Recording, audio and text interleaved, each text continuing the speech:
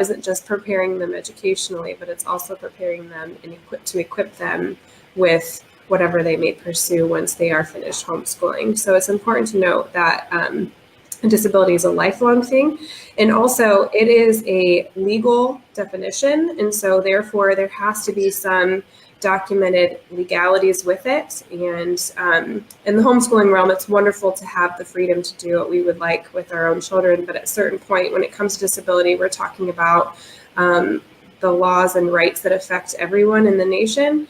And so we have to make sure that we follow. There are certain things, not a lot, but there are certain things we have to make sure we follow. And one of those is getting official documentation to prove that they have a disability. And we'll talk about how that is and what that looks like and things like that. But it's important to know it's a legal issue.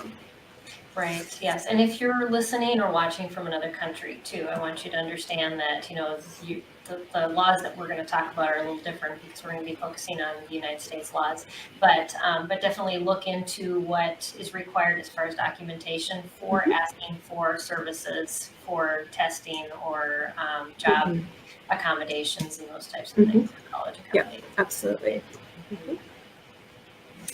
Awesome.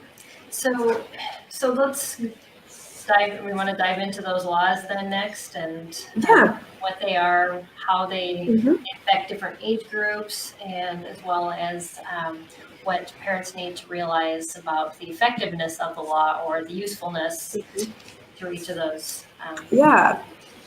So the number one that parents will probably hear about, obviously, it depends on your state as well, but there is one overall arching federal law called the IDEA 2004 law.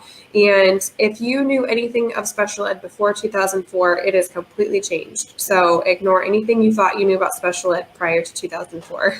But this new federal law dictates several things. There's 13 major disability categories, and I'm not going to go into all of them, but in order for your child to qualify for services in the public school, they would need to qualify under one of those 13 categories. And this federal law is for kids that are enrolled in public school. Now, where it applies to homeschooling is if you are in a state where the homeschool is considered a private school, and HSLDEA has, I don't remember all the pronunciations for it. Is it HSLDEA? Yes, HSLDEA. Yes, yeah. They have a website that dictates the specific states that are considered private. But there is actually federal money that is given to the state that can only be used for private schools.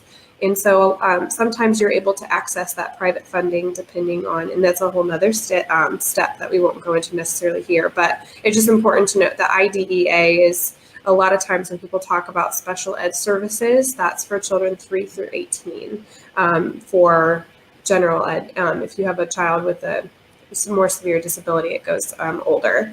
Now, each state has their own law that can either be, it has to have at least those IDEA laws, but they might be a little more specific. In Indiana, it's called Article 7. I'm not sure in Texas or other states what they're called, but you can look and see. So your teachers and people may reference those state laws as well. But the IDEA trumps that.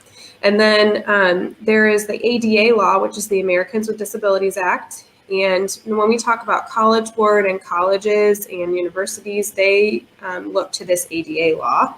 The IDEA law is not for colleges and universities necessarily. That's more for public schools. So go ahead, sorry. I put up the address for HSLDA. Perfect. If you want to look by the state stats, that is the website that Julene shared with me. So you can definitely check out that. Or if you're listening and you can't see, if you're on our podcast, just go to HSLDA and look for state homeschooling laws and structures.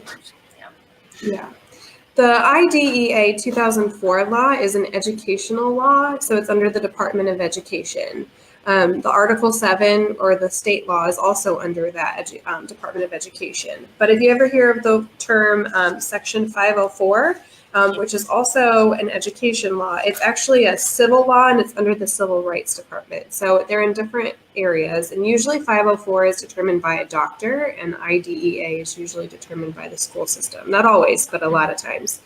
And ADA law is also a civil law through the Department of Justice. So the departments of where these laws are coming from are different. So the regulations of them are different as well. So it's important to note that when we're talking about these laws, the stage of your child is under different laws. So if you're looking for services through your local school while you're homeschooling, it's going to be a little different than if you're looking for SAT accommodations or college accommodations. It's a little different depending on what you're looking at. Right, yes, because it's all hinging on those different laws, and that's why they're required to do those. But they also have different purposes behind those laws, and it's good to understand why those laws were created, because then you'll understand why they provide certain services and they don't provide others. I think parents get really frustrated when they say, well, the school should just offer me these services because this is where my child's lacking. And I remember having a conversation with one parent, and she said, well, my son has got physical therapy up to this point, and now that he's reached this level, they said he's done. And I said, well, you have to understand the school's version of what physical therapy needs is to meet the educational demands within the school, not his civil, how he relates to the world around him. It's how he relates in school. That was the extent of what the IDEA covers.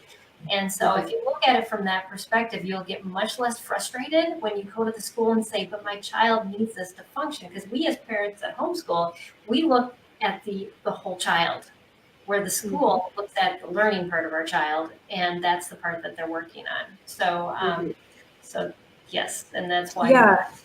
Well, and then I noticed a lot of times too, especially with ADHD and ADD and disabilities that come from a doctor's diagnosis, they may qualify a child for a disability under IDEA, but not always. Just because your child has ADHD doesn't mean they qualify for services through IDEA.